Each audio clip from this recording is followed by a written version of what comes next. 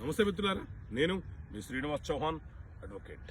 మిత్రులారా, దంపతుల మధ్య గొడవలు వచ్చి విడాకులు తీసుకునే సందర్భం ఏర్పడ్డప్పుడు చాలా మంది అడిగే ప్రశ్న ఏంటి అనంటే, సార్ నేను మా భాగస్వామితో ఉండలేకపోతున్నా, నాకు విడాకులు కావాలి, నేను విడాకుల కేసు ఎక్కడ ఫైల్ చేసుకోవాలి?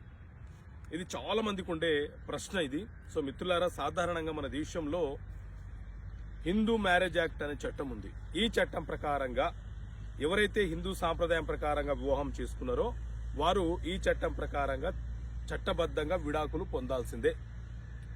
చట్టబద్ధంగా విడాకులు తీసుకోకుండా మరొక వివాహం చేసుకుంటే అది చెల్లుబాటు కాదు. అయితే హిందూ మ్యారేజ్ యాక్ట్లోని సెక్షన్ 19 ప్రకారంగా మ్యారేజ్ అయిన 1 సంవత్సరం తర్వాత భార్య భర్తలు ఇద్దరు కూడా విడాకులు కావాలని న్యాయస్థానంలో విడాకుల కేసు ఫ్యామిలీ కోర్టులో ఫైల్ చేసుకోవచ్చు.